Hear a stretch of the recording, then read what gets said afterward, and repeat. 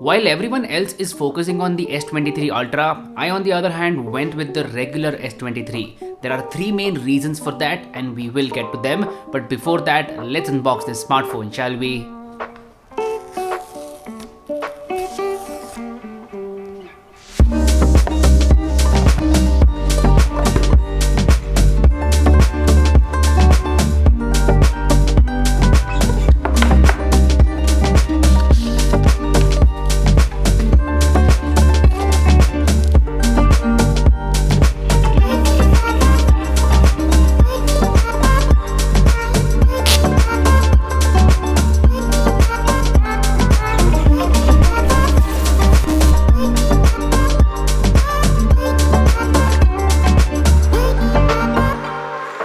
Alright, welcome back. My name is Harsh Punjabi, this is Technolobe, and today we're talking about the Samsung Galaxy S23. Last year I bought and used the Samsung Galaxy S22 and absolutely loved that smartphone. That's why this year I am very excited to use this small boy, the Samsung Galaxy S23. Now if you look on paper, the S23 brings in very small changes, but those changes have very big improvements, hence the title of this video. So what are those improvements? Well, let's talk about them one by one. First up, we have the processor. This year Samsung decided to go with the Snapdragon 8 Gen 2 processor, that to an overclock version of this processor just for Samsung Galaxy S23 series, and I'm very glad that they decided to do this. Snapdragon 8 Gen 2 is fast, stable and efficient. Yes, those are the three major keywords: fast, stable and efficient. Performance wise, there is a big improvement with the Samsung Galaxy S23. Everything feels very fast and responsive. So opening apps, watching some YouTube videos, replying to emails or playing games as well,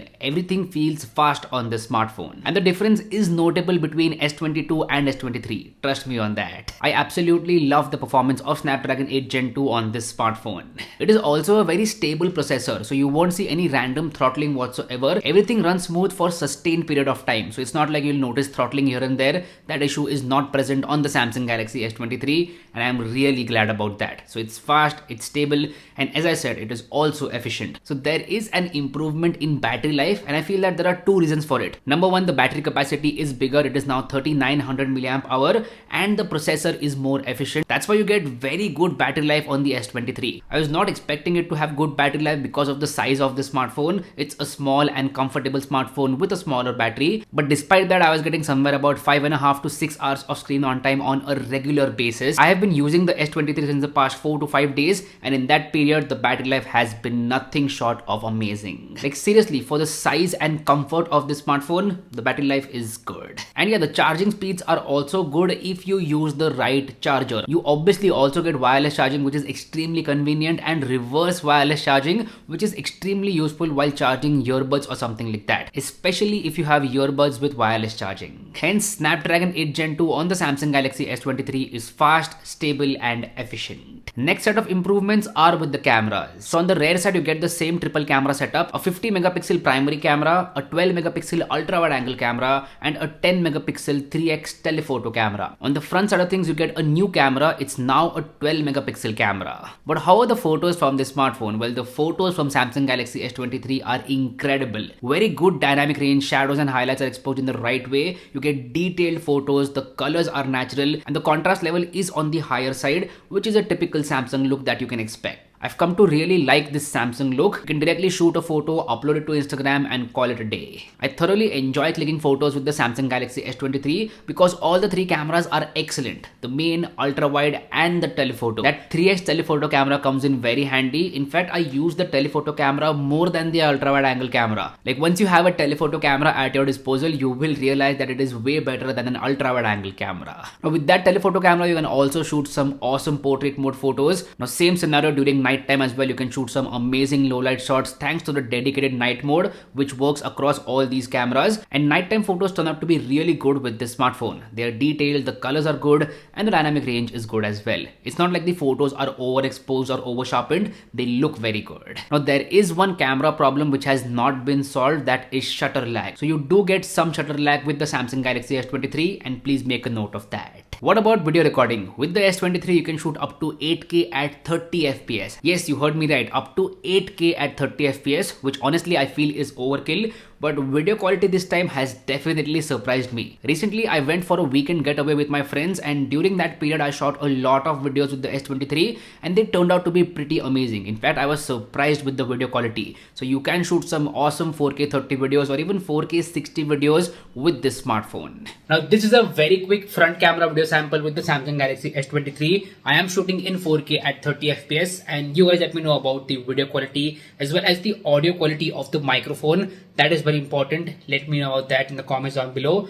And there's one point that I forgot to mention in the video, that is about selfies. Selfies are amazing from this new 12 megapixel sensor. You can shoot high quality, detailed and HDR photos using the front camera. All in all, as far as my initial impressions go, the cameras on Samsung Galaxy S23 do not disappoint at all. And I feel that this camera setup is better than iPhone 14 because iPhone 14 misses on that telephoto camera. Also, very quickly, if you like the way we shoot our videos, like the quality of our videos, then you can learn that as well. We have a complete video making course. You can go to this website classroom.technolobe.com and know more about that course. I'm not telling you to buy the course. Just go to the website and have a look once. That's all I'm asking for you to do. Apart from this, the entire smartphone is extremely well built and polished. You get Gorilla Glass Victus 2 protection on the front as well as on the back. You get an aluminum frame and the phone feels solid, does not feel cheap at all. And in fact, I quite like the design this year. The camera module is now similar to the Ultra phone, which I do like. Also, this cream color is my favorite. Like, look at it, how good it looks.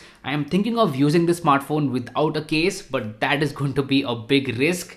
But yeah, it's a risk I am willing to take. But there is one risk that I do not take, that is with the screen. I always apply a screen protector or tempered glass on the first day itself because I'm not that careful. I leave my smartphone anywhere and that will affect the display because it will get scratches. That's why on the first day I apply a screen protector or tempered glass. I just go to the local market and just choose one, and that's exactly what I did with the S23 as well.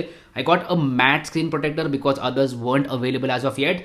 But I still, just told him to install it because I want that protection. If you guys are the same, then please let me know about that in the comment section down below. The display, just like last year, is excellent. It's a 6.1 inches display, very comfortable. Full HD plus 120Hz AMOLED with a peak brightness of 1750 nits. The peak brightness is insane and extremely useful in direct sunny conditions. You can easily see everything on your display. Samsung is the best out there when it comes to displays, and you can clearly see that with this smartphone.